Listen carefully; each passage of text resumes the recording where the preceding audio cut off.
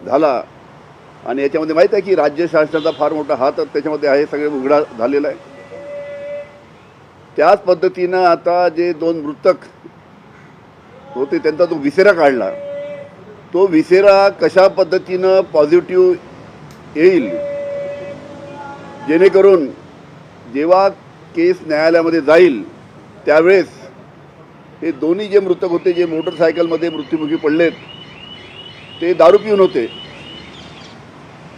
आणि जो विशाल अग्रवालचा मुलगा त्याचं ब्लड सॅम्पल बघण्यात आलं, तो दारू पिऊन नव्हता.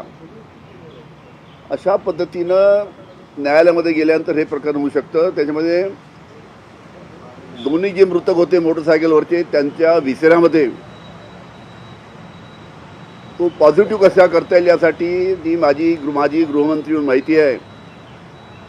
आणि एखादा विसेरा जर पॉझिटिव्ह कोणाला जर करायचा असला, कोणाला जर एखाद्या पोलीस अधिकाऱ्याला जर बदमाशी करायची असली, तर त्याच्यामध्ये तो विसेऱ्यामध्ये जर काही अल्कोहोल टाकलं तर अल्कोहोल त्याच्यामध्ये ॲब्सॉर्ब होतं आणि मग जेव्हा सॅम्पल ॲनालिसिसला जातं त्याच्यामध्ये तो विसेरा पॉझिटिव्ह दिसतो.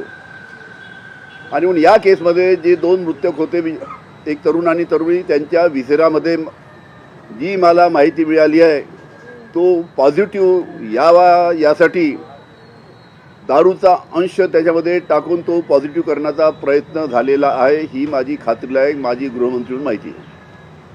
सर, हे प्रयत्न कोणी केले विसेरामध्ये दारूचा अंश टाकून हे करण्याचे, आणि हे पोलीस अधिकारी आहे की रुग्णालयाचे कर्मचारी, कोण आहे? असं आहे की ज्या पद्धतीनं पहिले विशाल अग्रवालच्या मुलाचं जे ब्लड सॅम्पल होतं, ते ब्लड सॅम्पल बदलण्यात आलं, त्यावेळेस प्रयत्न झाला. त्यावेळेस सर्वांना माहीत आहे की कशा पद्धतीनं शासनाचा दबाव त्याच्यामध्ये होता.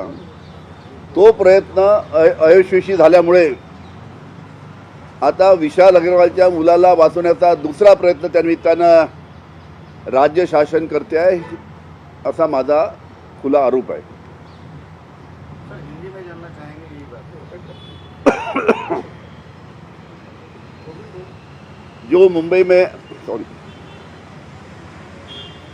जो पुणे में हिट एंड रन की जो केस हो गई और उसमें 2 मोटरसाइकिल चलाने वाले एक युवक और एक युवती, उनकी दर्दनाक मौत हो गई. आपको सबको पता है कि राज्य शासन की कृपा की वजह से विशाल अग्रवाल का लड़का, इसका ब्लड सैंपल चेंज करने की नाकामयाब कोशिश वहाँ पे की गई.